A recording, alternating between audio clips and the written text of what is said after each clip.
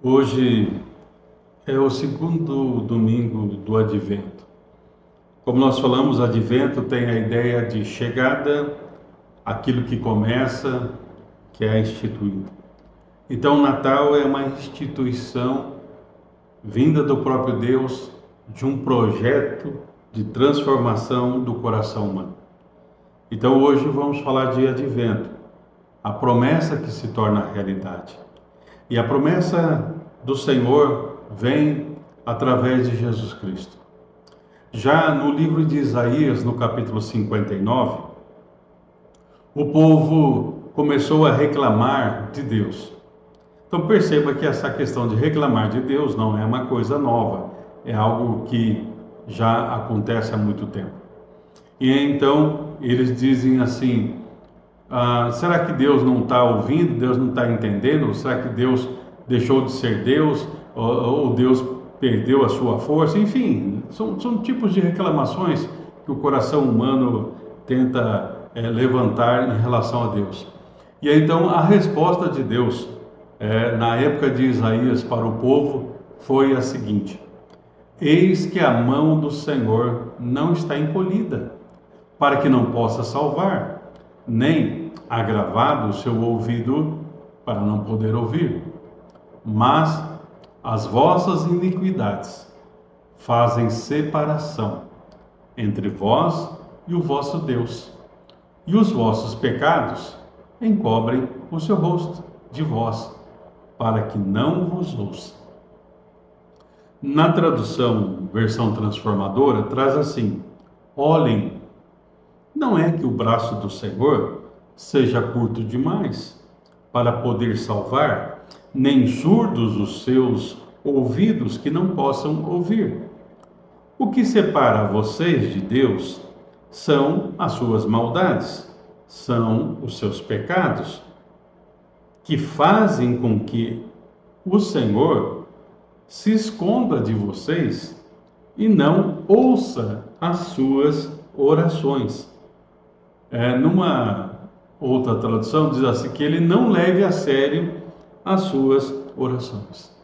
Então, o advento é Deus vindo para quebrar esta parede de separação, chamada pecado. Novamente, lembre-se, no nosso comentário anterior do primeiro domingo do advento, no texto de Gênesis 6, fala da corrupção do coração humano.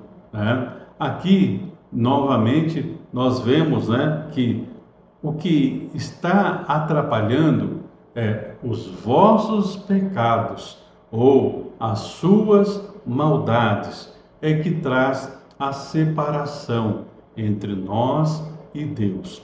Então, Deus em Cristo Jesus, Ele nos chama agora para que a promessa da vida abundante se torne para nós uma realidade. E esta realidade vai trazer para nós uma viva esperança.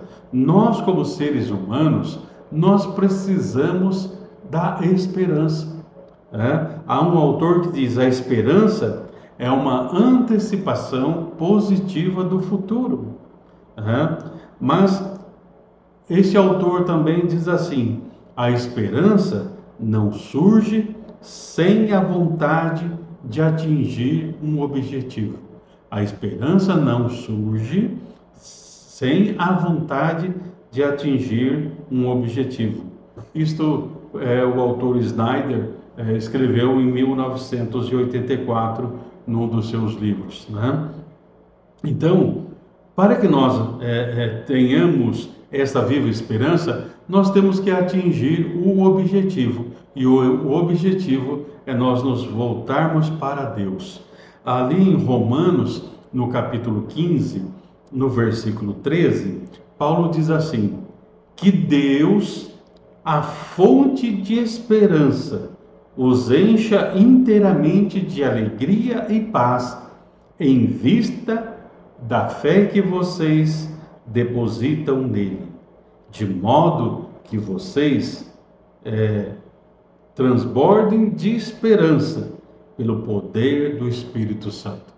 Então, nesse texto nos diz, primeiro, Deus é a fonte de esperança. É dele que emana, é dele que jorra uma genuína esperança. Por isso, Paulo vai dizer, ou melhor, Pedro, né, vai dizer que nós fomos chamados para uma viva esperança, porque a esperança cristã, ela tem como fonte, como origem, o próprio Deus. Por isso, é uma viva esperança. E aí, então, diz que Ele quer nos encher, nos fazer transbordar de alegria e paz. A genuína esperança que vem de Deus, Ele vai produzir esta alegria e essa paz. E aí, então, nós vamos transbordar de esperança através do poder do Espírito Santo. Então, muitas vezes nós falamos, e é uma verdade, o poder do Espírito Santo. Mas além do poder de realizar coisas sobrenaturais, o Espírito Santo produz em nós o fruto. E esse fruto, muitas vezes, ele não é assim algo explosivo, não vai ter uma visibilidade muito grande, mas ele é real. E aqui, Paulo, nesse texto de Romanos 15, verso 13, ele fala assim que nós vamos transbordar de esperança pelo poder do Espírito Santo. Não vou ter esperança, eu espero que o ano que vem vai ser melhor do que este. Eu espero que este Natal seja melhor do que o Natal do ano passado. Não, eu já tenho a viva esperança pelo poder do Espírito. Eu não sei o que vai acontecer, mas eu sei que aquilo que acontecerá já está no coração de Deus. Por isso, a esperança bíblica, ela não é um otimismo vazio, mas ela é uma profunda confiança no caráter, no poder e nas promessas de Deus. Então, o Natal, ele vem trazer para nós isto, que eu posso confiar no caráter, no poder e nas promessas de Deus. Então, nós somos chamados para uma viva esperança. É isso que diz o Natal para nós. Alguns comentários sobre o texto de Isaías 59, que nós lemos, depois você pode ler com mais atenção, diz que Isaías 59 ele é escrito num dos momentos mais sombrios da história do povo de Israel. E nós podemos dizer que realmente o Natal ele vem ao encontro desses momentos trevosos que nós vivemos. É uma manifestação da luz de Deus para dissipar as trevas, dissipar o medo, dissipar a desesperança e trazer a alegria para nós. Realmente, quando a vida se torna difícil, diz um autor, quando nós lidamos com o inesperado, quando as coisas não acontecem como nós queríamos, nesses momentos onde nós buscamos a esperança, onde nós buscamos conforto. Então, Natal vem dizer para nós que, mesmo que estejamos vivendo nestes dias difíceis, nós podemos buscar em Deus a real esperança. Nós podemos buscar em Deus a real vida significativa, a real vida com propósito, com alegria, com sentido a cada momento. O povo aqui, nesse texto de Isaías 59, o contexto é que eles estão voltando, estão retornando da Babilônia depois de um certo ponto. Eles ficaram ali prisioneiros na Babilônia, agora estão voltando para a terra deles. Então, só que eles chegam lá, não há muralhas na cidade, não tem mais um templo, não existe um governo central, não há um conjunto de leis que sejam aplicáveis, ou seja, eles se esqueceram de Deus, não há uma liderança efetiva, real, não há justiça, violência nas ruas eram constantes, um aumento da pobreza, podemos dizer, um colapso social total, né? Mas o problema não está nessas coisas. Deus fala assim, o problema é que o pecado de vocês é que fizeram essa divisão, né? Agora, por causa desta divisão e por causa da maldade que existia e existe no coração daqueles que abandonam Deus, é que o mundo se torna caótico. Então, nós poderíamos fazer aqui uma divisão, né, aí do capítulo 59, dos versos 2 a 8, é uma declaração da situação do povo, por que as coisas estão acontecendo assim. Graças a Deus, neste momento, no livro de Isaías, do capítulo 59, os versículos 9 a 15, nos dá a entender que o povo reconhece a sua culpa, faz uma confissão de culpa, né? E aí então, 16 a 20, a resposta de Deus é que há uma intervenção divina para que a situação possa ser mudada.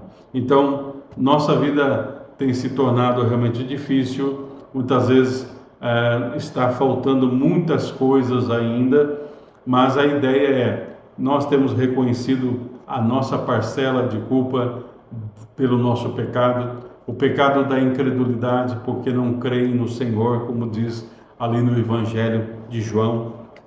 Nós fomos chamados para esta viva esperança, né? E nos momentos mais sombrios, a verdadeira esperança é exposta. Então, nesse texto de Isaías, a esperança ressurge, onde o Senhor fala assim, eu posso perdoar, eu continuo sendo o mesmo, eu continuo com meus ouvidos abertos, eu continuo com minhas mãos estendidas para que haja uma renovação. Mas para isso é preciso haver uma confissão. E nós temos que nos perguntar, nesse real sentido do Natal, que temos como compreensão através da palavra de Deus, nós temos tido realmente uma viva esperança, ou estamos ainda nos iludindo, pensando que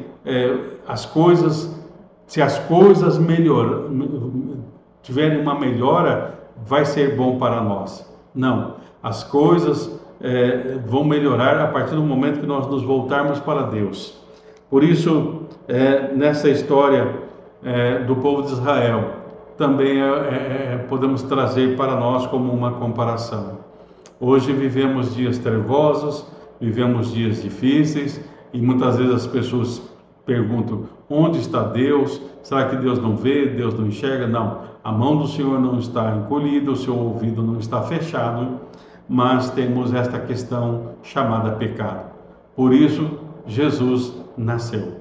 Ele é o Cordeiro de Deus que tira o pecado do mundo. Mas ao tirar o pecado do mundo, ele tem a intenção, o objetivo de nos aproximarmos de Deus.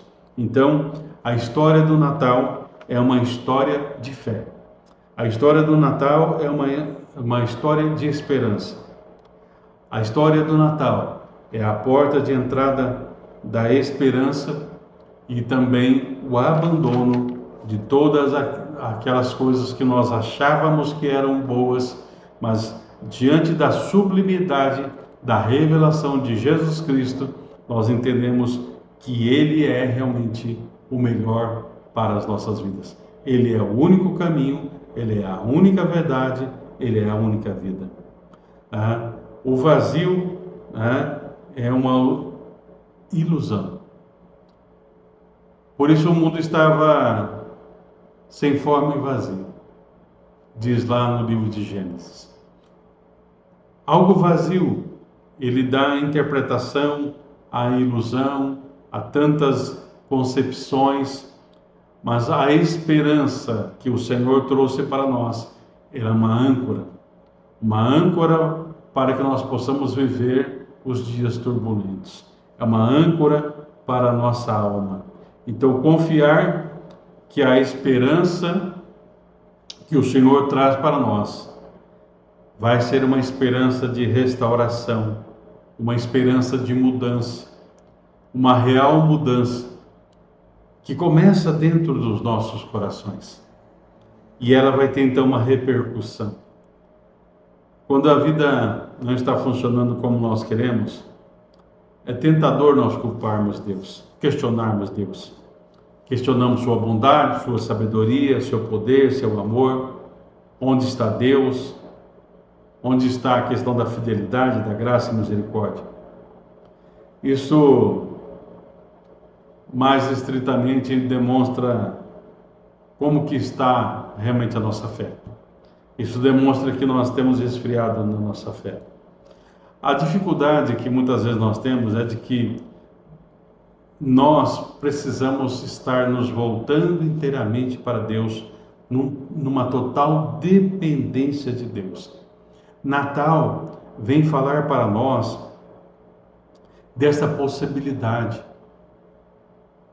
O Verbo virou gente e habitou entre nós.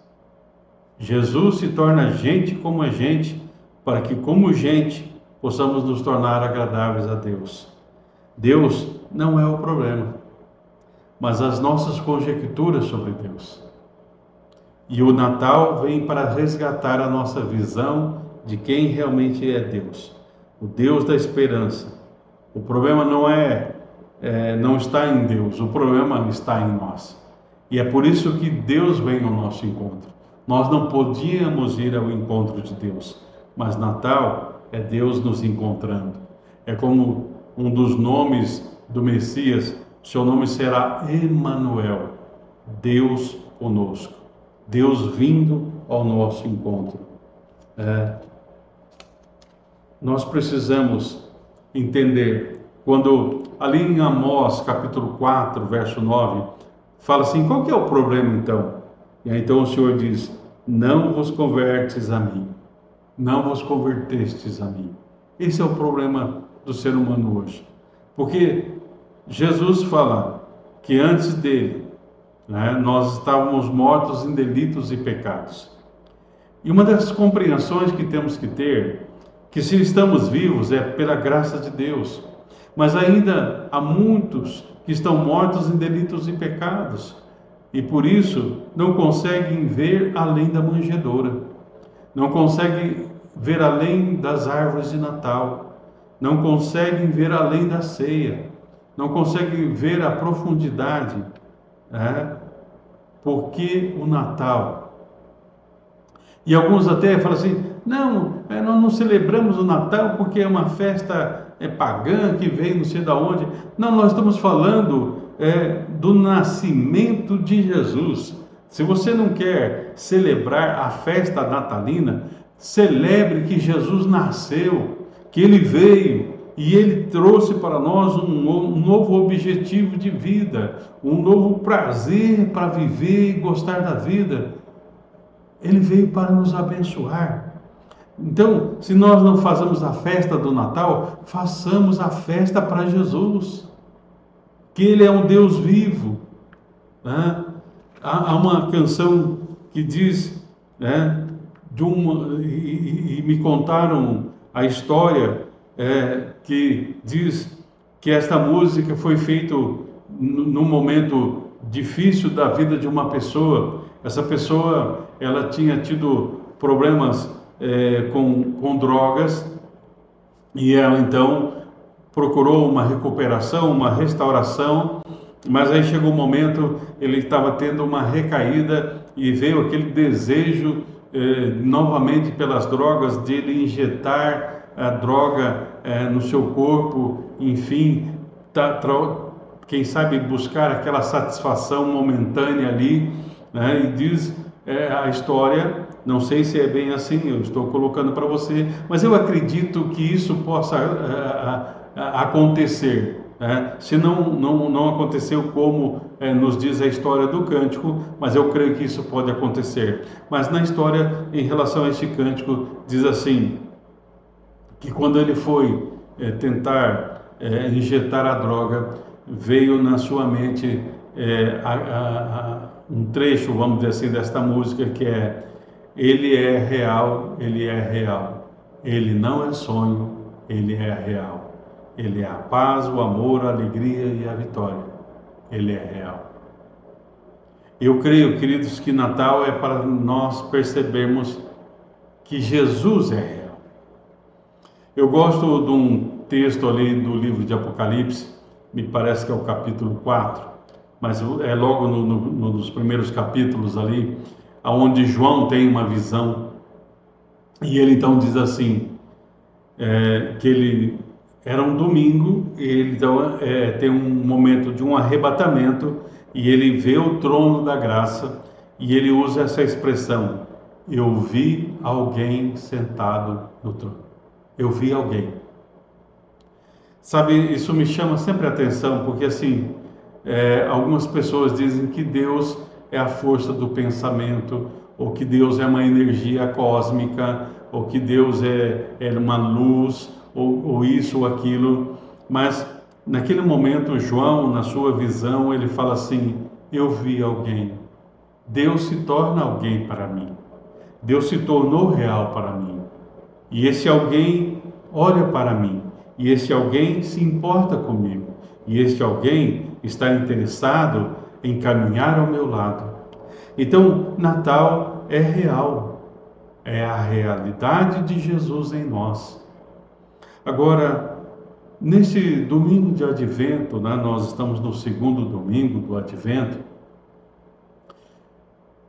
Deus tem sido real para você? Você tem percebido a realidade de Deus na sua vida?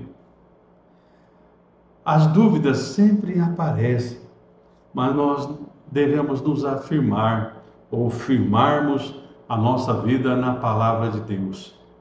Jesus é Deus vindo ao mundo. Jesus é Deus conosco. Ele é o príncipe da paz, ele é o conselheiro, ele é realmente aquele que vai e tem mudado a história de muitas pessoas. Há um cristão chamado Endo Susaku. O Endo, ele é um cristão que viveu no século XX, ali no Japão. E ele se converteu e depois ele foi estudar na Europa, se tornou um escritor. E ele fala assim que fé é 90% de dúvida e 1% de esperança. Eu fiquei pensando, né, sobre essa frase, fé, 90% de dúvida e 1% de esperança. E sabe, esse 1% de esperança, e se eu entender a esperança como a viva esperança que é Jesus, este 1% pode dissolver o 99% de dúvida.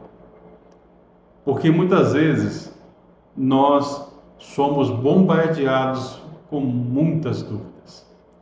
Mas a esperança proposta pelo Senhor, a esperança que o Natal nos traz, ela transcende a toda dúvida e traz para nós, como diz Paulo numa das suas cartas, a paz que excede a toda compreensão. Fé e dúvida, elas caminham juntas. Agora, se eu confesso o meu pecado, que é o problema real, e eu me volto para Deus, esta fé, que talvez tenha o tamanho, ou seja, como um grão de mostarda, mas esta fé é suficiente para transpor os montes das dúvidas e nos levar para o abraço do amor do Pai Celestial.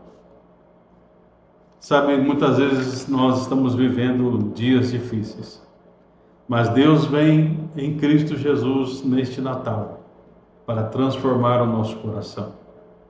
E aí então, como diz Ezequiel, ali capítulo 36, verso 26, darei a vocês um novo coração e porei um espírito novo em vocês. Tirarei de vocês o coração de pedra e em troca darei um coração de carne. Há uma tradução que diz assim: darei a vocês um coração novo, colocarei dentro de vocês um espírito novo, tirarei da vossa carne o coração de pedra de pecado e porei em seu lugar um coração sensível. um coração bondoso, um coração voltado para o Senhor. Um coração que passa a ser governado pela graça de Deus. Deus, ele precisava tratar conosco. E somente quando nós temos ordem no nosso mundo interior, é que passamos a ter um novo olhar para o nosso mundo exterior. Então, Natal veio como o tratamento de Deus. Jesus vem como o tratamento de Deus para restaurar a nossa comunhão com o Pai Celestial. Trazer para nós a metanoia, uma mudança radical de vida. Como diz o Isaías 59:10, eu quero ler numa tradução que diz assim: apalpamos as paredes como cegos, andamos tateando como quem não tem olhos, mesmo no mais claro meio-dia, tropeçamos como se fosse noite, entre os vivos somos como mortos. Então, quando o povo reclamou que Deus, lá em Isaías 59, que a mão do Senhor estava encolhida, ou que o ouvido estava fechado, depois o próprio povo reconhece: olha, nós estamos como cegos, e o Senhor veio trazer para nós a possibilidade de abrir os nossos olhos espirituais. Porque o que é uma cegueira espiritual? É a incapacidade de ver a verdade de Deus através de Jesus Cristo. Somente em Cristo Jesus é que nós podemos ver o Pai. Por isso, Natal, o genuíno Natal é o abrir dos nossos olhos para nós podermos contemplar a beleza da santidade do Senhor. É um encontro com Cristo, o encontro que acende o amor de Deus nos nossos corações. O amor de Deus para conosco se torna revelado em Cristo Jesus.